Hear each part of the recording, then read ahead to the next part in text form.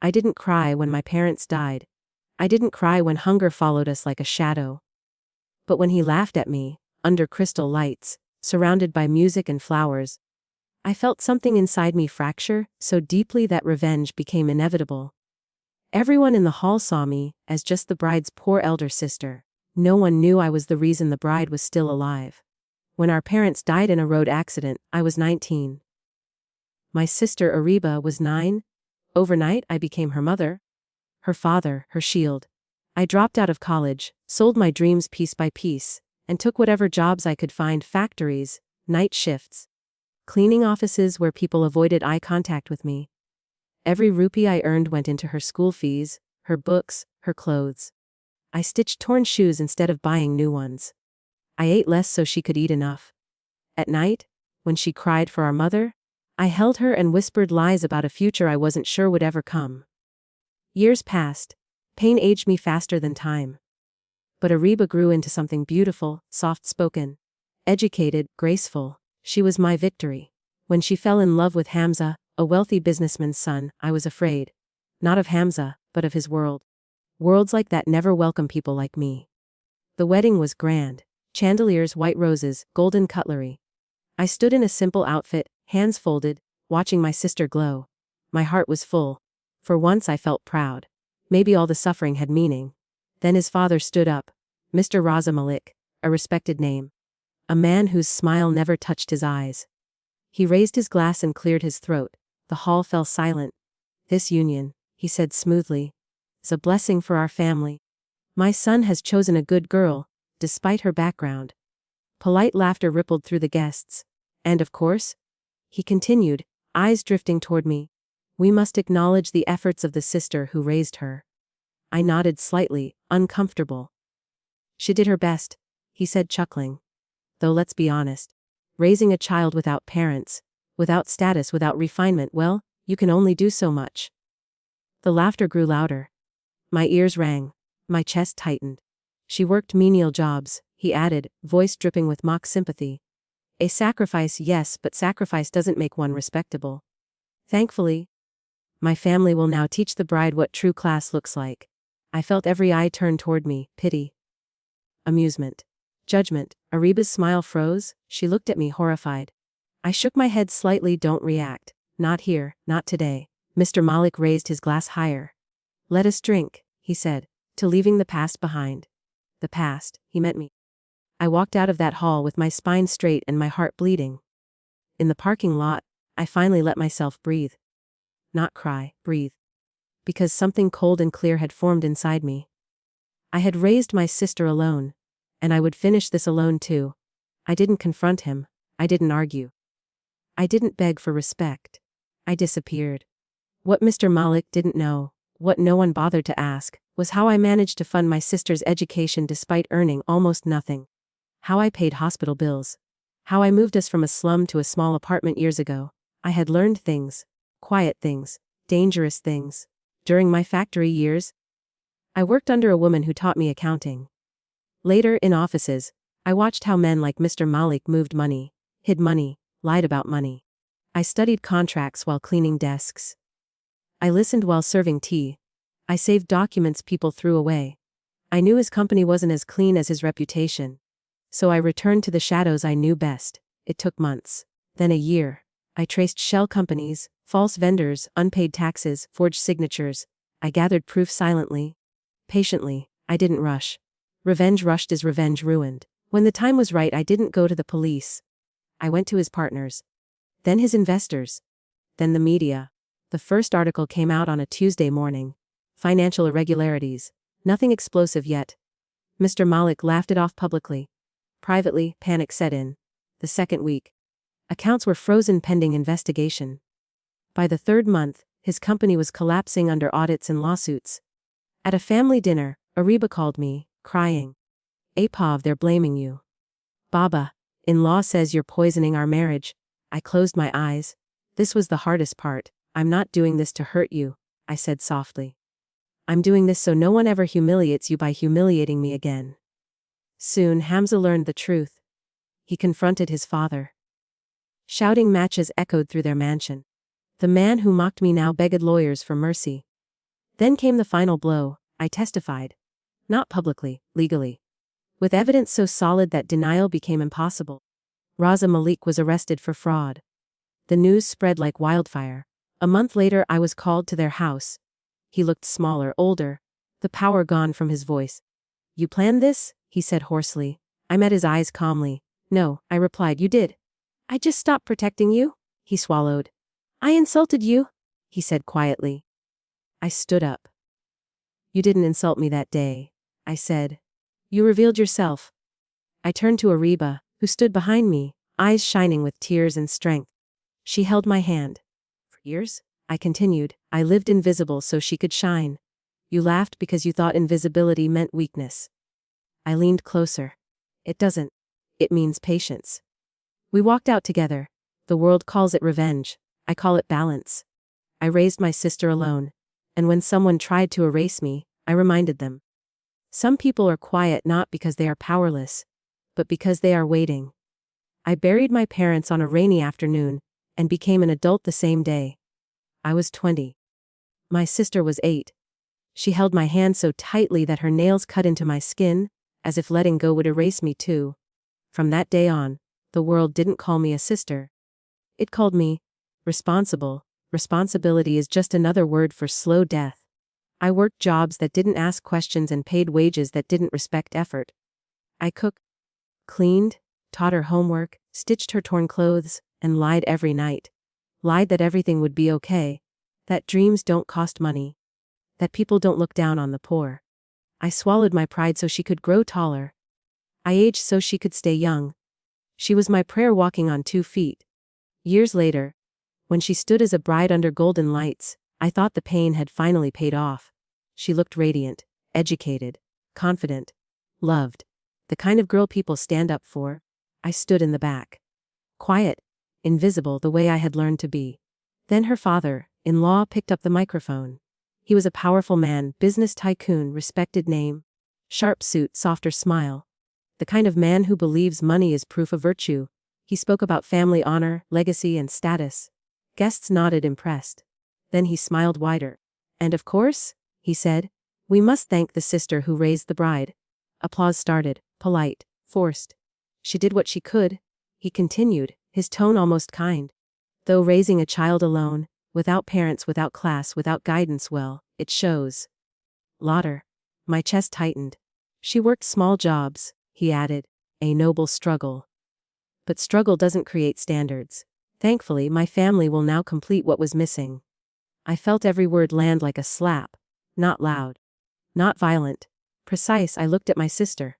Her smile trembled. Her eyes searched for me, apologizing without words. I didn't react. I didn't cry. I didn't leave. I stood there and listened until he finished destroying me in the name of humor.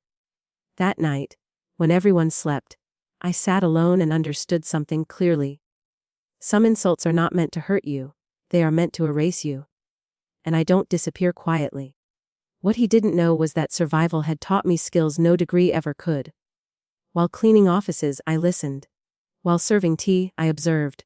While counting coins, I learned numbers better than those born into wealth.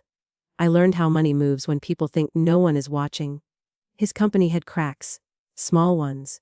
Hidden ones. I didn't rush. Revenge is not anger. Revenge is patience with a pulse. I gathered proof the same way I had raised my sister, silently, consistently, without applause. False accounts. Forged signature trails. Bribes dressed as donations. Months passed. His empire still shone. My sister called me often worried. I told her to trust me the way she always had.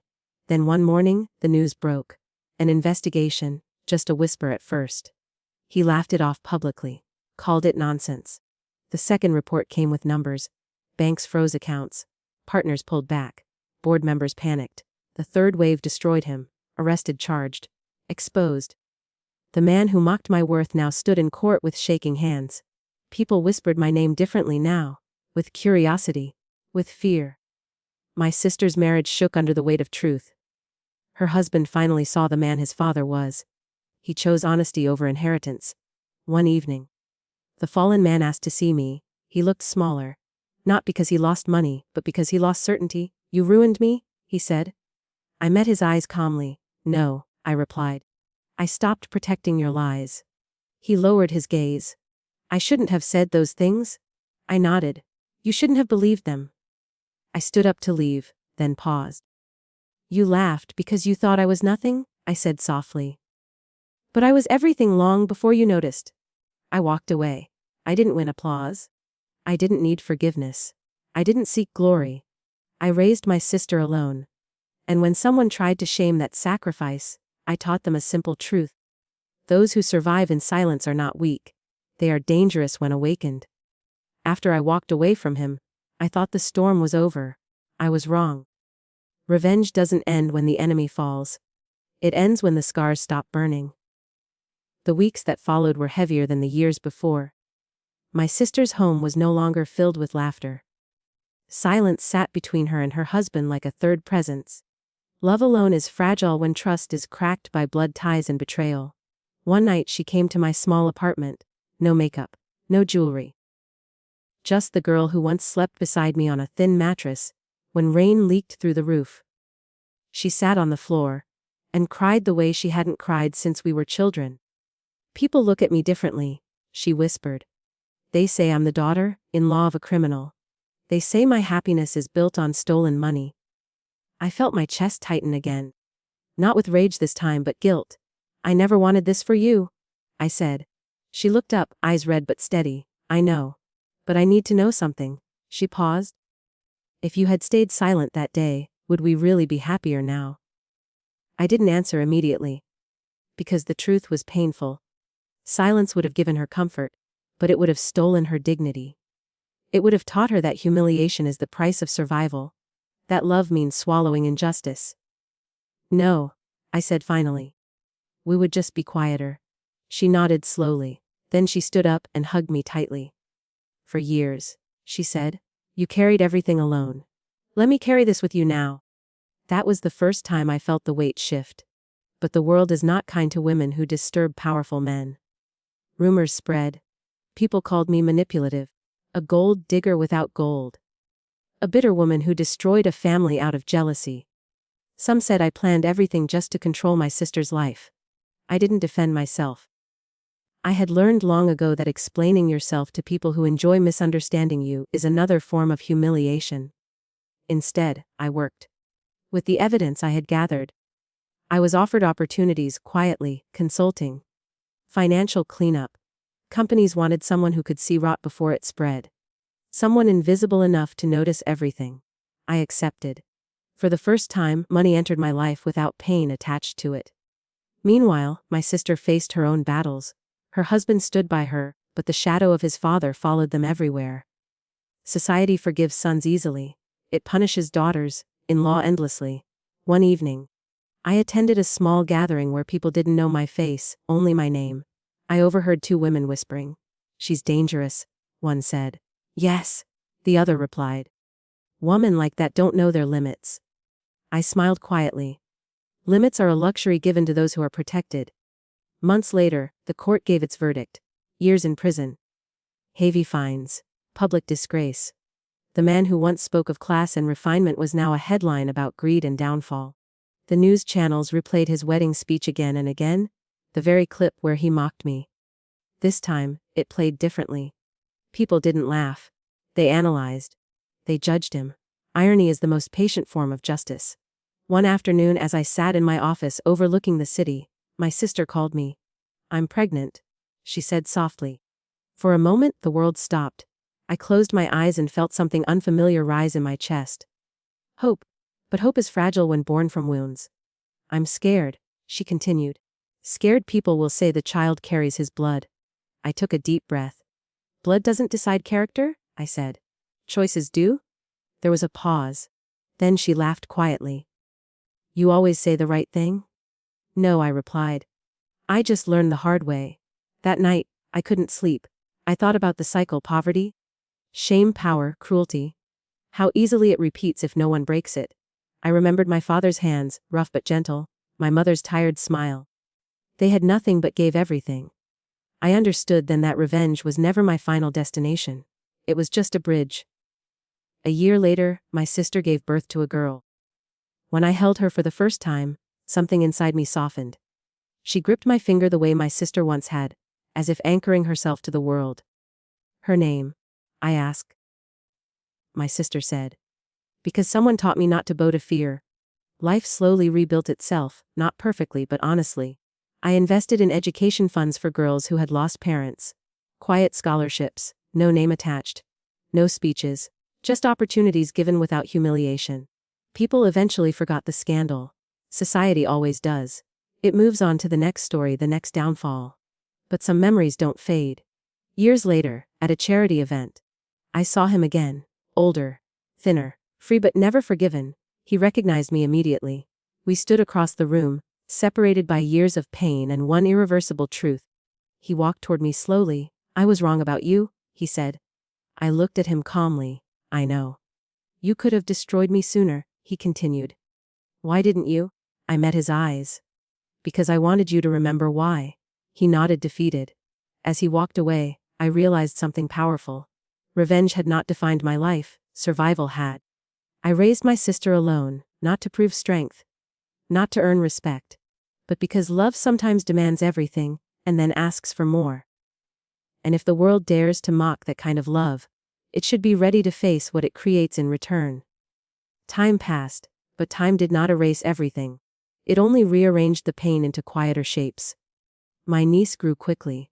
She had her mother's eyes and a seriousness that felt far older than her age. Sometimes, when she cried at night, my sister would call me, exhausted and afraid she was failing. I would listen, smiling softly in the dark, remembering how I once whispered the same fears into silence. Love is enough, I would tell her. You're already doing more than you think. But the past has a way of resurfacing when you least expect it. One evening, my sister came to see me again, her face pale, her hands shaking. She didn't sit down immediately. She stood near the door like someone ready to run. They're filing an appeal, she said. His lawyers. They're saying the investigation was biased. They're dragging our names back into it. I felt a familiar calm settle over me, not fear. Not anger. Readiness. Let them, I said. She looked at me, searching my face. Aren't you tired? I thought about that question long after she left. Yes, I was tired. Tired of being strong. Tired of always standing upright while carrying weight no one saw. Tired of being the one who absorbed blows so others could breathe. But I was also awake. And once you wake up, you don't get to sleep through injustice again. The appeal went public. News channels debated the case as if it were entertainment. Some questioned my motives again. Old accusations were polished and reused. I watched my sister retreat into herself, trying to protect her child from a world that loves to dissect women's lives. That night, I made a decision I had avoided for years. I stepped forward. Not with anger, with truth. I agreed to a long-form interview. One camera. No makeup. No dramatic music. I spoke about my parents' death. About working nights. About skipping meals. About being laughed at in offices where I cleaned floors while executives discussed ethics. I spoke about the wedding, not with rage but clarity. I wasn't insulted because I was poor, I said calmly. I was insulted because some people need to believe others are beneath them to feel tall. The interview went viral. Not because it was explosive, because it was honest. Women shared it. Men shared it. People who had been silent all their lives finally felt seen. The appeal failed quietly. That should have been the end. But power does not like to lose without trying to wound. Late one night, as I returned home, I noticed a car following me. Slowly, deliberately. My phone buzzed with an unknown number. Stop digging, the message read. Some victories cost more than you can pay. I didn't reply. Fear knocked on my chest that night. But I didn't open the door.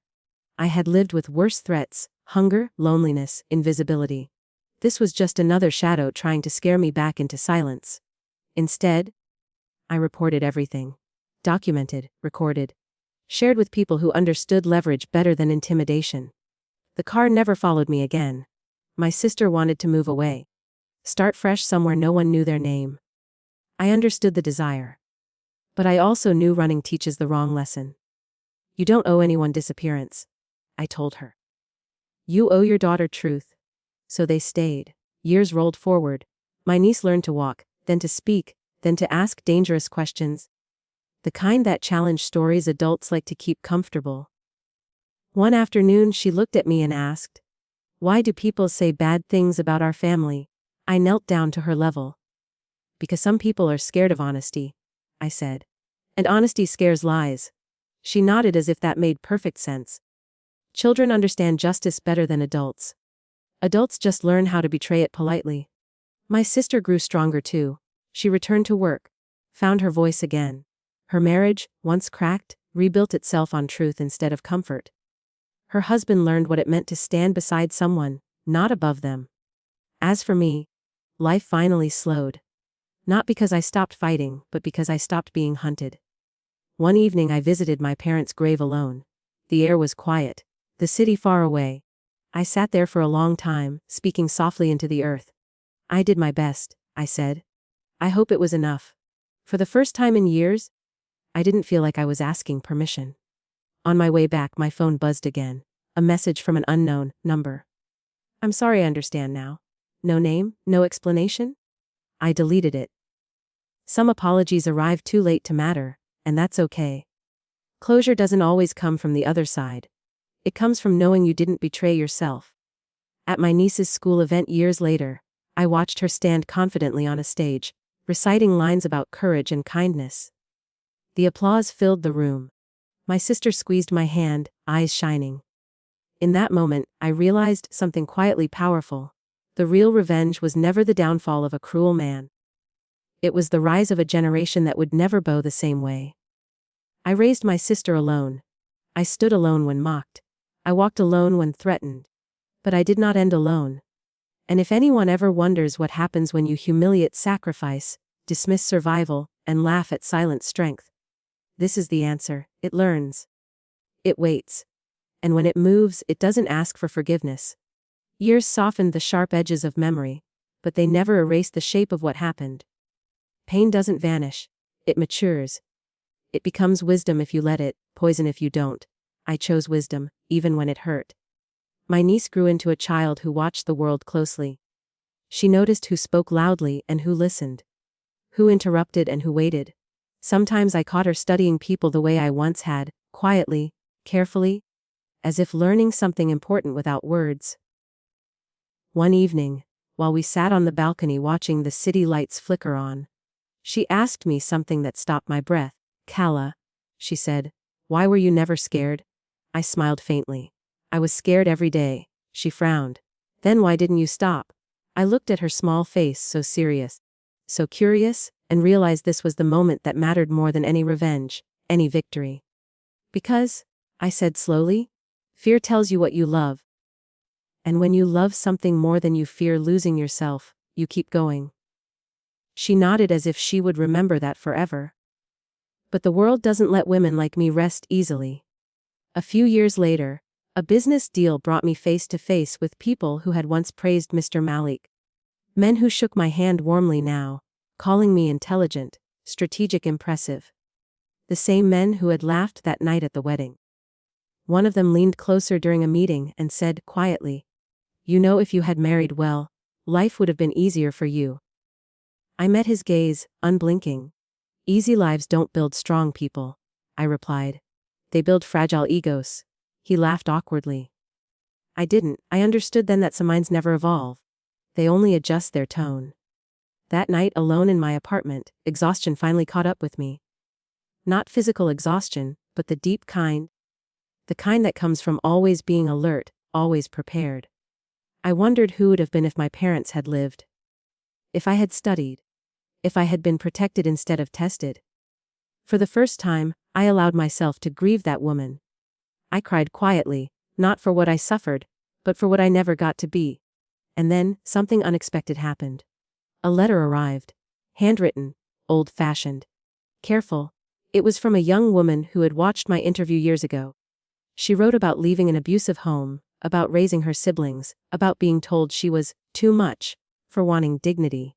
She wrote, "I didn't know survival could look like strength until I saw you." I held that letter for a long time. Then more came: emails, messages, stories, women from different cities, different backgrounds, all carrying the same quiet weight. I realized my story no longer belonged only to me. So I began to speak, not loudly, not often, but honestly. Small gatherings, private discussions, I talked about invisible labor, about unpaid sacrifice, about how society romanticizes struggle, but punishes those who survive it without gratitude. I never mentioned revenge. Because by then, revenge felt small compared to impact. My sister once asked me, "Do you regret anything?" I thought carefully. "I regret how long I believed my worth needed permission," I said. She smiled sadly. "You never needed anyone's permission." "No," I agreed. But knowing that sooner would have saved me some nights. Life continued, uneven but forward moving. My niece grew older. She learned history in school and asked difficult questions at home. She learned that power is not always loud, and that cruelty often wears confidence like armor. One day she came home angry. "A boy said girls shouldn't argue," she said. "He said it makes them look bad." I crouched in front of her and took her hands. "What did you say?" She lifted her chin. I said silence never fixed anything. I laughed softly, pride swelling in my chest. Some lessons outlive us. Years later, when she stood on a stage to receive an award for academic excellence, she thanked her mother. Then she looked at me in the audience. "And my aunt," she said into the microphone, voice steady, "who taught me that strength doesn't always roar. Sometimes it just refuses to kneel." The hall erupted in applause. I didn't clap immediately. My hands trembled. Tears blurred my vision. That was the moment, not the arrest, not the downfall, not the apology, this. After the ceremony, I slipped outside, needing air. The night was calm, familiar, the kind of quiet that doesn't threaten. I thought back to that wedding hall years ago, the laughter, the humiliation, the silence that followed me out into the night. I remembered how small I felt. I smiled to myself. The woman who walked out of that hall had no idea how far she would go. I didn't raise my sister to be grateful. I didn't fight to be admired. I didn't survive to be remembered kindly. I did it because someone had to stand where others refused. And if my story teaches anything, let it be this. Never mistake silence for weakness. Never confuse humility with insignificance. And never laugh at someone who has learned to survive without applause. Because people like that don't forget. They don't rush. And when they finally speak, the world listens. The applause that night faded, but the echo stayed with me long after. Not because I needed validation, those years had beaten that hunger out of me, but because it confirmed something I had only recently allowed myself to believe: pain, when carried with purpose, can become inheritance. Life did not suddenly turn gentle. It rarely does. But it became honest. My work expanded quietly. I was invited to advisory rooms where decisions were made before headlines existed. I never raised my voice there. I didn't need to. People listened when I spoke because I didn't speak often, and when I did, it was precise. I had learned long ago that survival sharpens language. Still, there were nights when the past returned without invitation. On one such night, a power outage darkened the city. No lights, no noise, just shadows and memory. I sat by the window, watching the skyline disappear, and suddenly I was 19 again, counting coins, calculating how many meals we could afford, wondering if love alone could keep a child warm. I realized something unsettling then. I had spent years protecting everyone else from fear, but I had never asked who would protect me when the danger was gone. Strength can become a prison if you don't learn how to rest inside it. The next morning, I took a day off for the first time in years. No meetings. No calls. I walked aimlessly through streets where no one knew my story. I watched people argue over prices, laugh over tea, complain about trivial things. Ordinary life. Messy. Beautiful. I felt grief, not sharp but deep, for the normalcy I never had. But grief didn't weaken me anymore. It clarified me. That evening, my sister called. "She asked about you today," she said softly. "Who?" I asked. She replied, using the word our mother used to call me by. "Our daughter."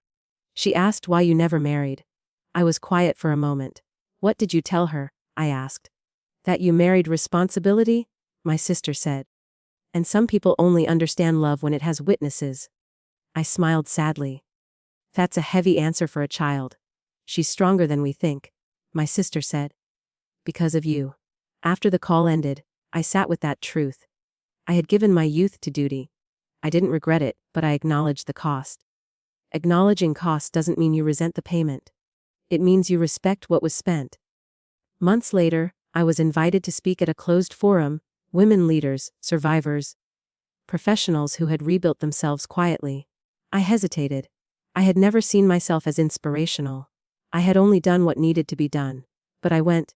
I didn't tell my story the way people expected. I didn't dramatize it. I spoke about invisible labor. About how society praises sacrifice only after it's no longer threatening. About how women are celebrated for endurance but punished for consequence. I said one thing that made the room go completely silent. People applauded when my enemy fell. But no one asked why he stood so tall for so long. We are obsessed with outcomes and allergic to responsibility. Afterward, a woman approached me, older, calm, eyes that had seen many wars. "You don't seek revenge," she said. "You seek correction?" I nodded. Revenge ends. Correction lasts. That night I slept deeply. But peace, I learned, is not permanent, it's practiced. A few years later, my niece came home furious. Not sad. Not scared. Furious. They denied her promotion, she said, pacing the room. She trained everyone. She carried the team. They said she was too firm. I watched her carefully. "What do you want to do?" I asked. "I want to fight," she said. "I want to make noise." I nodded. Good. But remember, noise attracts attention. Strategy attracts results. She stopped pacing and looked at me. "Teach me." And just like that, the cycle shifted. I taught her how to document, how to speak with evidence, how to make it impossible to dismiss her without exposing the lie underneath. I taught her the difference between anger and power. She didn't shout. She won. Watching her succeed didn't make me proud in the way society defines pride. It made me peaceful. Like a debt had been repaid to the universe. One evening, she sat beside me and asked quietly, "Do you ever wish things had been easier?" I considered the question carefully. "Yes," I said honestly. "But I don't wish they had been smaller." She smiled. "You're strange." I laughed softly. "Survival does that." Years later, news came that the man who once humiliated me had died. Illness. Quiet. No headlines this time. No speeches. My sister asked if I wanted to go to the funeral. I thought about it. "No," I said gently. "Some chapters don't need revisiting." That night I stood on my balcony again, the city alive beneath me. I didn't feel victory. I didn't feel relief. I felt release. Because the story was never about him. It never was. It was about a 19-year-old girl who refused to let a child break. About a woman who learned power in silence. About a sister who chose dignity over comfort. And about a truth the world keeps forgetting. The strongest people are not those who dominate rooms. They are the ones who carry others through fire, and still walk out standing. I raised my sister alone. I faced humiliation without begging. I answered cruelty with patience. And if my life proves anything, let it be this. You don't need to be loud to be unforgettable. You don't need permission to matter. And when someone tries to reduce your sacrifice to a joke, let them laugh. History has a way of correcting tone. The city changed. But some nights still carried the same old silence. Not the painful kind anymore. This one was full, settled, earned. The kind of silence that comes after a long war when the weapons finally rest. I grew older, not bitter, not hardened, just layered. My hair began to show silver strands. I didn't hide them. Each one felt like a receipt, proof of what had been paid and survived. People now looked at me differently. With respect. Sometimes with curiosity. Occasionally with fear. None of it defined me anymore. What defined me was peace. My niece entered university with confidence that didn't ask for approval. She spoke clearly. Walked upright. Questioned authority without disrespect, and challenged injustice without apology. Watching her felt like watching the future correct the past. One evening, she came to me holding an old photograph. It was worn, slightly torn at the edges. Our parents. My sister and I standing between them. I was young. Smiling. Untouched. "Do you ever miss her?" she asked softly. "The girl you were." I looked at the picture for a long time. "I don't miss her," I said gently. "I honor her." She frowned. "What's the difference?" I placed the photo back in her hands. Missing means wishing she had stayed. Honoring means being grateful she became who I needed. She nodded slowly, understanding settling into her eyes like dawn. That night, after everyone slept, I stood alone and finally allowed myself something I had denied for years. Not tears, not rage, not regret. Not for him. For myself. For the nights I blamed myself for being tired. For the moments I felt weak for wanting rest. For believing, even briefly, that my worth depended on how much I endured. I forgave myself for surviving imperfectly. Life has a strange way of closing circles. Years later, at a wedding, not grand, not loud, my niece stood as a bride. Simple light soft laugh. Real joy. I watched from the front row this time, not hidden, not silent. When it was time for speeches, she took the microphone. Her voice didn't shake. I was raised by a mother who taught me love, she said. And an aunt who taught me strength. She paused, eyes finding mine. She taught me that dignity is not given, it's claimed. That silence is powerful only when chosen. And that no one, no matter how rich, loud, or respected, has the right to belittle sacrifice. The room was quiet, not awkward, reverent. I stand here today, she continued, because someone once stood alone for others. Tears filled my eyes, not because of pride, but because something inside me finally rested. After the ceremony, she hugged me tightly and whispered, "You broke the curse." I smiled. "No," I replied. "You ended it." As the night faded and people left, I walked outside alone. Just like I had years ago after another wedding, one filled with laughter that cut like knives. This time, the air felt different. I looked up at the sky and thought of my parents, of the girl I was, of the woman I became, of the sister who trusted me with her life, of the child who would never know hunger disguised as love. And I understood the truth completely now. The revenge was never the downfall. The victory was never public. The power was never loud. The real triumph was this: a cycle broken, a future protected, a legacy rewritten. I raised my sister alone. I stood when the world laughed. I waited when silence was my only weapon. And in the end, I didn't just survive the humiliation, I transformed it. So if you ever see a quiet woman standing at the edge of a room, underestimated, unnoticed, carrying years in her eyes, do not mistake her calm for weakness. She has already fought battles you couldn't survive. She has already lost things you've never loved. And if she ever chooses to move, it will not be out of anger. It will be out of truth. And truth, once awakened, does not bow.